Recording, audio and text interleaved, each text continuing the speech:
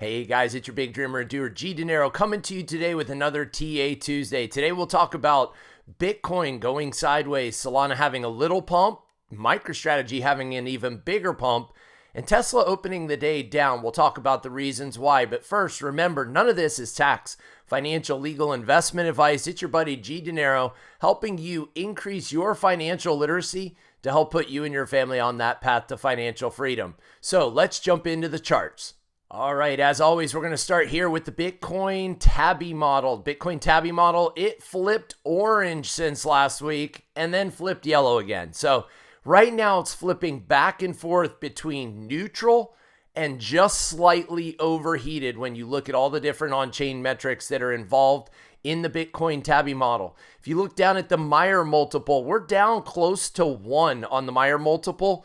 And the MVRVZ score is down there just a shade above 2 right now. I did switch to a different indicator down there just to get a little bit different look. And if you go over to the Bitcoin daily chart, what you'll see, remember we drew this orange line, this support, major support and resistance right around $106,000. And we've been above and below it since May 10th multiple times. We've gone as high as 112. We've gone as low as over here, just around 98 or 99. So basically hovering back and forth, roughly $6,000 on either side of 106. I know in the heat of the moment, it may feel like we're making these massive moves one way or the other with Bitcoin. But realistically speaking, we're trading in a very tight range right now, no more than 10 to 15% either side of that 106, 106.5 line. You'll see on the mean reversion, we're basically flat. On RSI, we're flat. On MACD, we're flat. This isn't flat. This is the global money supply. And if I enlarge that, you can see it's anything but flat. It's just going straight up and to the right. These are in trillions, if I remember correctly, on the right-hand side. So we're looking at from 95 up to a little over 99. It just keeps going up and to the right. The money printer is on worldwide. Then if we come over here and look at the Bitcoin 4-hour chart, on the 4-hour chart, we've been slowly trending down, right? We've been making lower highs, lower lows. But if you back, and you can see right now, we're back supporting on almost the 50-day moving average. You can see where the big blocks of volume are that we're running into resistance with each time, making it as high as the next block up and then selling off, or this block up over here and then selling off, this block up here and then selling off, right? And we keep finding ourselves supporting down here at around that 102, 103 with wicks below it as, as low as 100, which is the psychological level, right? Right now, we have reset. We've come off of being mean reverted over 1.5 standard deviations to the upside, and we're back to neutral. Same thing. RSI is slightly below 50, and the MACD is back down to neutral again. But if we back out and take a look at this on a little bit bigger scale, we've made a flagpole coming up since the April 7th low. And we've been putting in a bull flag over here on the right-hand side. So ever since about May 22nd, we've been making what looks to be and what's called a bull flag here. Typically, the bull flag has a completion target that is the length of the flagpole. So the flagpole starts down here at, let's say, 74.5 and goes to 112. So that's 25, 35, 36, $37,000 is the height of the flagpole. And if we were to break out from here, $37,000 above, call it 110, that's $147,000. So when you hear people talking about a 150 price target on Bitcoin, that could be where it's coming from. I know there's a cup and handle target up there at 125. I know 120 to 125 is where the sellers may start to jump in and people are enough in profit and they'll start taking profits. That comes from James Check over there at Check on Chain. But what I see forming is a bull flag. And if this is a bull flag, The completion target will likely be somewhere up in the 145 to 150 range. Just a little hopium here on this Tuesday, July the 1st. Happy July to everybody.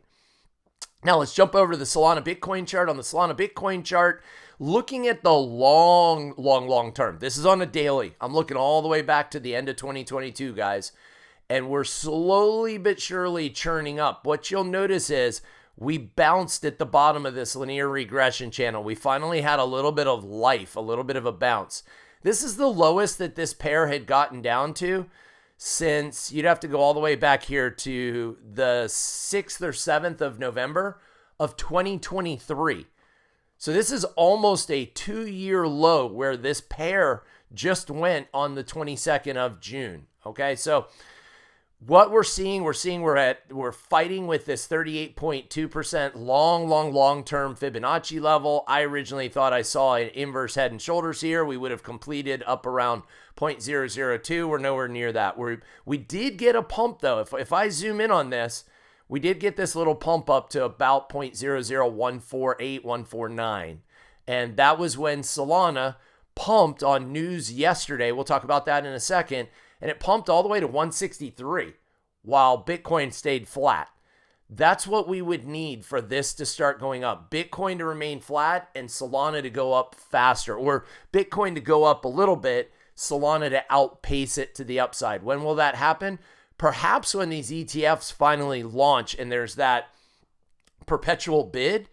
But that is part of the news from yesterday. We'll jump into the Solana daily chart. There's that wick, that green candle right here yesterday, that wick to the upside. You'll notice that we've been in this ascending linear regression channel since the lows around April the 7th. We have been going up and hitting this part of resistance, which correlates with not only the 200-day moving average, but there's a large pocket of volume right around this 165 to 190 range. I know that's a very wide range, but Solana can move a lot in a day, percentage-wise. Right now, this 200-day is acting as significant resistance. We have not been able to really break above it or trade above it since back in February. We tried here in March, failed. We tried here in May, failed. Tried again later in May, failed. Tried again yesterday. Got really close to the 200-day, failed. So where are we from a mean reversion standpoint? Slightly mean reverted still to the downside. RSI is right at 50. For all intents and purposes on the daily, we're just neutral after a nice little pump yesterday. That pump threw off a sell flag on the 4-hour chart. So we came off of being significantly mean reverted to the upside, almost 2 standard deviations, about 1.5 standard deviations. RSI did go above 70. Typically, those are sell signals. So if you were paying attention and you saw us running into resistance here at the 50-day moving average, that's this green line, or at the midpoint of this ascending linear regression channel, that's this sloping, upward sloping thin green line, or you saw us getting close to the 200-day moving average. All of those, with it running out of steam like this and starting to show less strength, is telling you this sucker's about to sell off. So if you were looking to get out of a perp trade, if you were looking to take some profits on Solana, that was a great opportunity to do so. We pumped on that single candle from 150 all the way up to almost 164, a 14-point move in a 4-hour period. Absolutely awesome on Solana. Oh, the news, part of the news was Alpenglow. Part of the news was the Solana ETF. Looks like it's going to be trading this week or next. So we've got some really exciting things coming down the pipe right now for Solana. It's not a matter of if anymore, I don't believe. In my opinion, I believe it's a matter of when with Solana. Let's go over to the Tesla daily chart. Tesla daily chart really been in a downtrend ever since December the 18th, right? December the 18th, we hit this giant all-time high. Everybody was flying high because Elon's working for Doge. He's out there trying to cut wasteful spending in the government. And then all of a sudden, people started firebombing not only the vehicles, but also the actual facilities themselves. They started defacing the facilities. They started talking about how Elon was evil and didn't want him in their Social Security. And then so we sold off the first time. Then there was a spat between him and Trump, so we sold off a second time. And just as we start to recover from that, he starts talking about the big, beautiful bill again, which contains $5 trillion additional dollars of spending in it. Here's the guy that came on board and volunteered and was appointed to help cut out wasteful spending in the government. And then the government turns around and throws out a bill that's going to spend another $5 trillion. And we're going to spend our way out of this problem. And, don't even get me started on it. Yes, I'm mixing a little politics in, but it's because it's affecting the stock price and thus my investment, right? And if you don't believe that I believe in Tesla, I own one. I have a Model Y sitting in the garage right out there, or the garage for those of you over in Europe and or Australia and or South Africa. So we are basically coming back and sitting on the 200-day, 50-day moving average if we look at it on a daily chart. But in pre-market this morning, we're going to come over here onto the 4-hour chart. We have been in this ascending channel ever since the 7th of April, starting to make a recovery, making it as high as this really long-term resistance level that's right around 360, 365 on Tesla. This whole zone has been resistance since back in May 12th. Ever since then, we haven't been able to make it out of this zone, this big clump of volume that you see over here. But you'll note on the 4-hour chart, we didn't hold the 200-day or the 50-day moving average. We came all the way down and are sitting perfectly on the 100-day moving average. That's where it looks like we're going to open the day today, is down. And that's down significantly. Just a few days ago, we were up at 320, and now we're back down below 300 again on Tesla. You'll note that we mean reverted to the down. Oh, and by the way, on the 100-day moving average, good call, Ryan. Ryan, you know who you are. You're one of my clients that I work with regularly. I asked you yesterday, where do you think Tesla could fall to? And you called the 100-day moving average. So well done, Ryan. You'll note down here that we are now mean reverted to the downside, almost 1 standard deviation. We're getting there. This green line, the top of it is 1 standard deviation. The bottom is 2 standard deviations. RSI dropped below 30. That's typically a buying signal when RSI is below 30, and MACD is also below the midline. Hasn't turned yet, though. We haven't had the crossover turn that kind of confirms that the trend has flipped back upwards. Where do I see us going as low as? As low as 285, because that's been this previous support level. So what I'm going to do is I'm going to extend this now to the right so that we can see if we make it up. Yep, we're back down in that zone. So you notice all I did was increase the length of this zone right here. I just keep moving it over because I thought we had hit it one last time back here, but now we're back in this support zone. So where's the bottom of this support zone? Around 285. So right now, that would be what I would consider the lowest point we go down to, with a potential wick down to this 280 level, which is where the 23.6 fib level is. Again, Robotaxi, huge success. That's what caused this jump right here. Talking about the porky pig bill, or the big fat bill, as Elon is referring to it, the porky pig spending. That's not going to win over very many favorites in the investing world.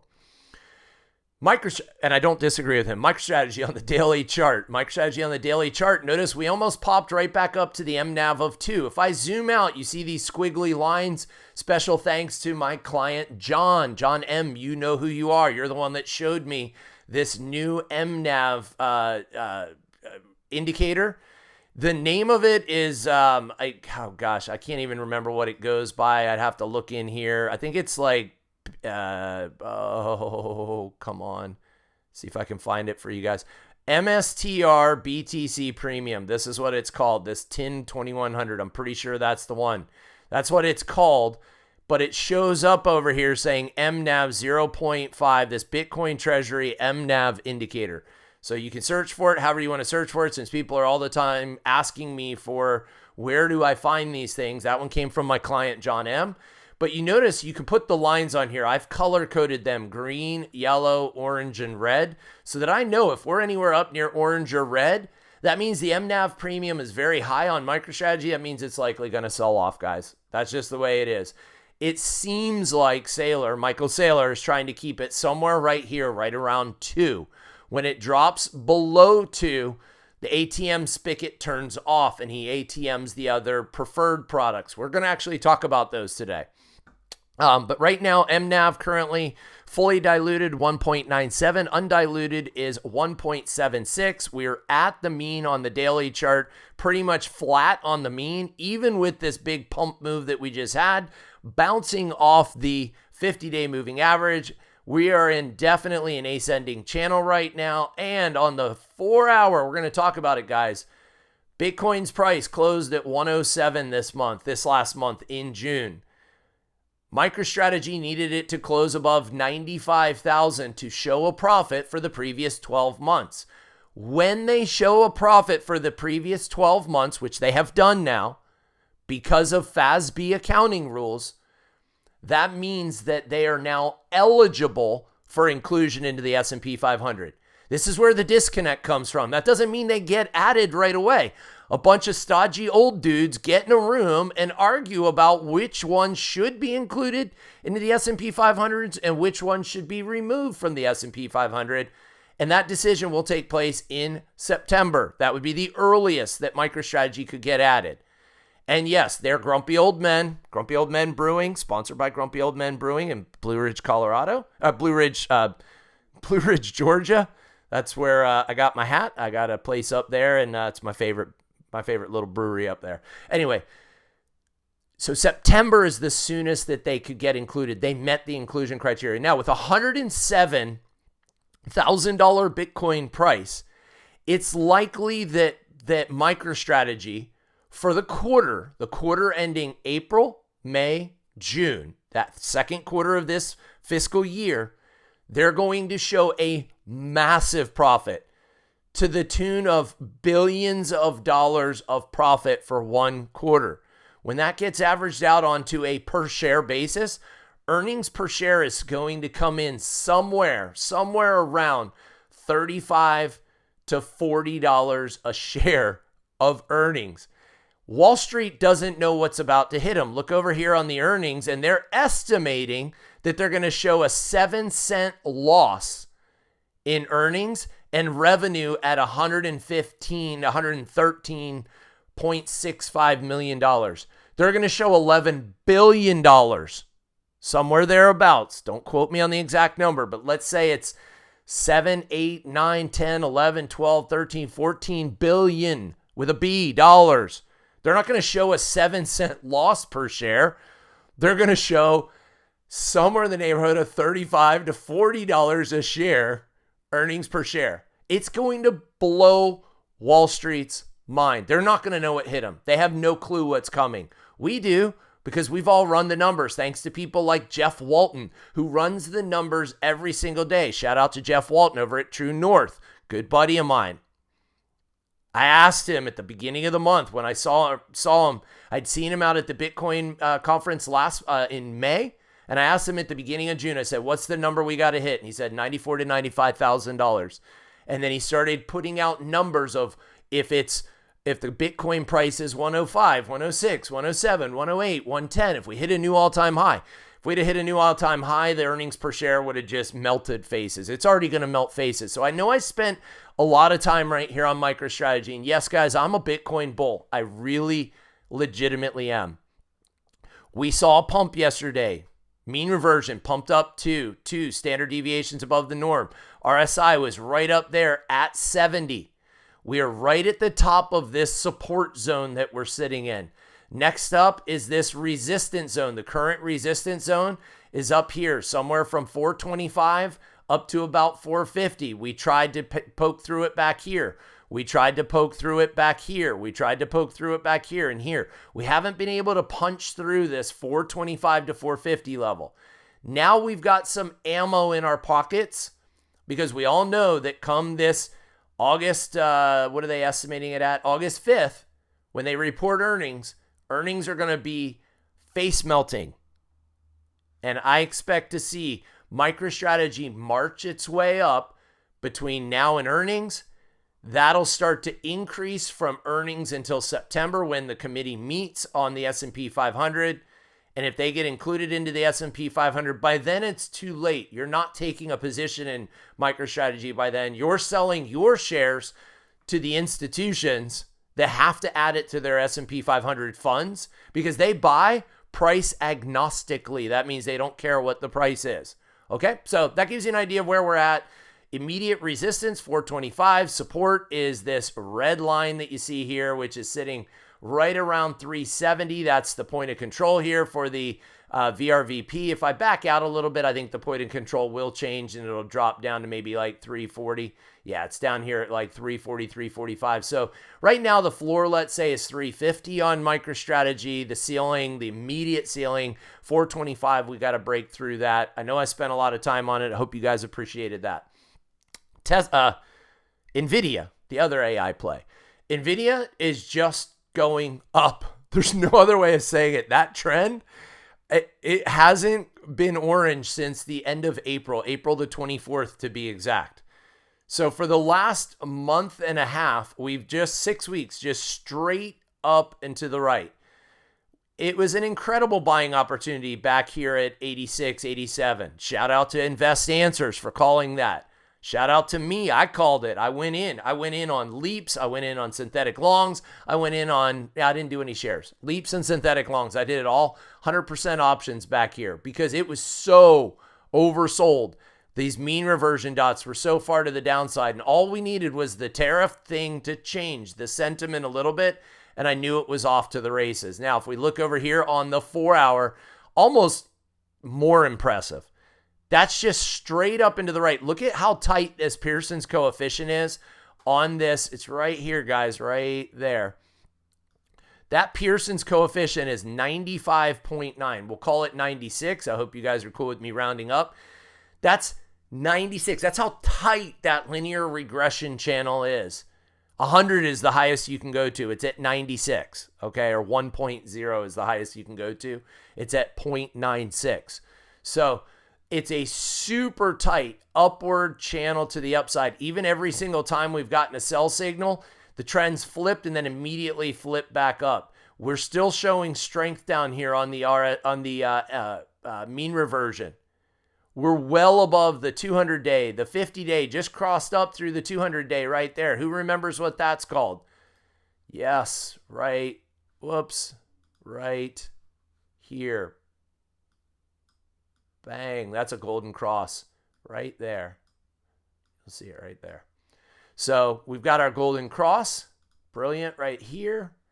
And all of the moving averages are about to converge together. Looks like things are bullish, and it looks like the most likely path for Nvidia is up. I know it's tough to get a position on that one. You had your opportunity back here. I don't know when it's going to pull back and take a breather again. It just keeps setting new all-time highs every day, right? The current all-time high is 159.28, 159.28 on Nvidia. So as far as resistance to the upside, we're in price discovery mode. As far as resistance to the downside, right now 150 is a psychological level, and then you got to come down here to this 145 or so to the 78.6% fib level. Finally, we've got MicroStrategy and Tesla on the pair chart. MicroStrategy Tesla pair. Here's the thing. People are overdoing this one.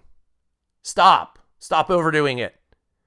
You can draw a nice little tight linear regression channel since the end of last year. Why since the end of last year? That's when the general sentiment changed. We were going down until then. We've been going up ever since. Okay? You could even say that we then went down to here and we've been up again ever since. You could say that if you wanted to. But I look at it a little bit longer and a little bit bigger trends. We were down, now we're up. Okay? So since that's where it changed, we put our fib spots here and here. And we start our linear regression channel from here, okay? So if we do that and we zoom back in on this, we have had ample opportunities to go from MicroStrategy to Tesla, and we've had ample opportunities to go from Tesla back into MicroStrategy, MicroStrategy to Tesla, Tesla to MicroStrategy, and MicroStrategy to Tesla. Now, you probably think that I'm sugarcoating that, and I'm not. Because I was taking action on almost every single one of those spots. Sometimes I'm using the actual sell flags that you see. Sometimes I'm using the position of the asset in the confluence clouds. Sometimes I'm using these giant mean reversion dots as my guide. And sometimes I'm using the midpoint of the linear regression channel. Other times I'm using the upper bound and the lower bound of the linear regression channel. I know that looks like a mess, but I wanted to show you all the different ways that you can use the chart. So people are like, well, what's the best tool to use for this pair? There is no one best tool. This is a mixture of linear regression channel, Fibonacci lines, mean reversion, confluence, trend, the confluence cloud, the signals, all the above. You could use the ATR model. You could use a gazillion different things, but you've got to figure out. And what you'll learn is you start to learn the rhythm of these two. Tesla, Elon complained about the bill yesterday, the big, beautiful bill, calling it a porky pig bill. Bang, Tesla sells off. So Tesla over here goes down. MicroStrategy goes up. When that happens, this goes like that. When it goes down like this, it's the opposite. It means that Tesla is going up and MicroStrategy is going down. It's simple. You're looking at them, and when they are going inversely of one another, that's when the trade opportunities are. When they're both working in tandem, when they're both doing the same thing, it goes sideways, like this little period right here. It went sideways. Here is, for all intents and purposes, sideways, right? That's not what we're looking for. We're looking for one to massively outperform the other. And when it does, you're selling that one that massively outperforms the other into the other one, provided that you still believe the other one has a chance. Now, if you thought that Tesla was never coming back, you'd be foolish to sell your MicroStrategy into Tesla. But if you thought it's a temporary thing for a few weeks and that then Tesla will come out with great news and it'll pump and MicroStrategy will pull back, well, then, of course, go from Tesla back into MicroStrategy, right? Once Tesla pumps and MicroStrategy pulls back. Then, when MicroStrategy pumps and Tesla pulls back, go back the other way. They're literally going like this in tandem with one another, okay? Last but not least, bonus round. Here we go, bonus round. These two suckers, three suckers. Holy mackerel. I wished I could explain it fully, but yesterday was the dividend payout. And it's almost like because of the dividends paid out massive amounts of dividends yesterday to people who hold STRK, to people who hold STRF, and people, the STRD ones didn't pay out yet, but I don't hold that one either. That's kind of the junk bond of the bunch. But the 8% convertible, people are starting to look at this and go, wow, if MicroStrategy gets included in the S&P 500 and it goes above $1,000 a share, I can buy a, quote, call option right now, and it was starting the day down here at around 106, 105, 106. It peaked at 132 a share. If you bought 10 shares, it would have cost you down here $1,050 or up here $1,328, $1,328 at this peak. That's a call option. That's a $1,000 call option on MicroStrategy. For a $1,000 call option on MicroStrategy, up there it costs you about $133. I'm going to round that off. 1,000 plus 133 makes your break even 1,133. Now, if you believe MicroStrategy is going to $2,000 a share, that means you can buy a call option right now that allows you to convert 10 of your STRK shares. This one is STRK. 10 of your STRK shares for one MicroStrategy share. So you can see why this one's very appealing and is the one that rose the most. Also, I think all those dividends got reinvested. That's why it popped way out of this channel. Like, it's way off par. Par's down here at 100 on all three of these. And this sucker is way above par. Same thing with STRF. STRF doesn't have the call feature embedded, but everybody got paid out their dividends yesterday, and many people do what's called a DRIP, a dividend reinvestment plan. So they're reinvesting their dividends back into the stock. They're buying more of the same underlying. And when you do so, that creates an immense amount of buying pressure.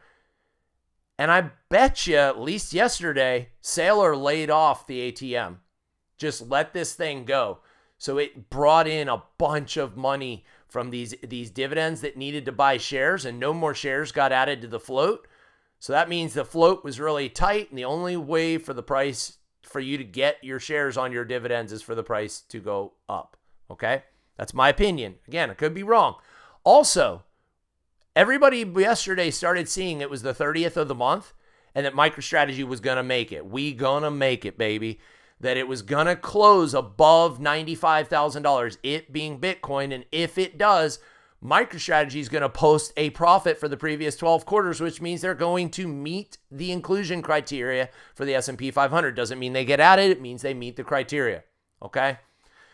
With all that being said, there is a lot of institutional money that's going to flow into these products because people want this institutional grade bond, let's call it, even though it's preferred shares, this somewhat institutional grade bond with an embedded call option in it, even though it's preferred shares. And last but not least, the junk bond over here, STRD. STRD was trading down here at about where it launched, down in the 87 range, and immediately spiked yesterday all the way up to 92, almost 93.